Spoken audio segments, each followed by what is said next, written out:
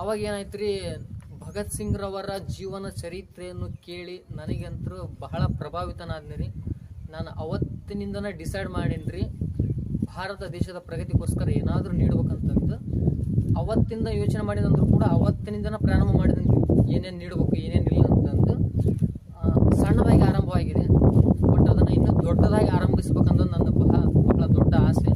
ಅದಕ್ಕೆ ಪೂರಕವಾಗಿ ಏನಾಯಿತು ರೀ, 2019 ಡಿಸೆಂಬರ್ 30ರಂದು ಏನಾಯಿತು, ಒಂದು ಘಟನೆ ನಡೆದೈತಿ ರೀ.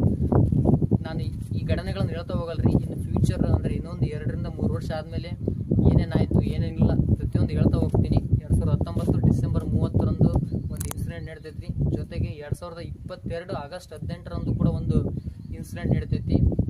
ಮತ್ತು 2023 ಜನವರಿ 25ರಂದು ಕೂಡ ಒಂದು ಇನ್ಸಿಡೆಂಟ್.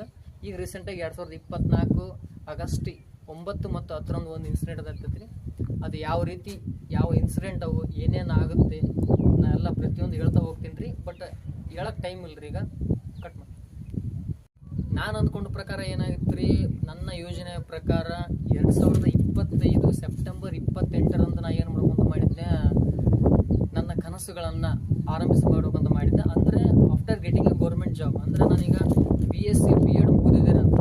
ಮೊನ್ನೆ TET ಆಗಿದೆ, 3rd ಅಟೆಂಪ್ಟು. ಫಸ್ಟ್ ಅಟೆಂಪ್ಟು ಆಗಲಿಲ್ಲ. ಫಸ್ಟ್ ಅಟೆಂಪ್ಟು ಎಷ್ಟು 80 ಮಾಡಿದ್ದೀನಿ. ಈಗ ಅಂದರೆ ನವಂಬರ್ 6, 2027ರಲ್ಲಿ ನಡೆದಾಗ 80 ಅಂಕಗಳನ್ನು ಗಳಿಸಿದೆ. B.Ed ಫಸ್ಟ್ ಇಯರ್ ಇದ್ದಾರೆ ಅವಾಗ. B.Ed ಸೆಕೆಂಡ್ ಇಯರ್ ಇದ್ದಾಗ ಅಂದರೆ ಸೆಪ್ಟೆಂಬರ್ 3, 2023ರಾಗ TET ಎಕ್ಸಾಮ್ ಮಾಡಿದ್ದೀರಿ.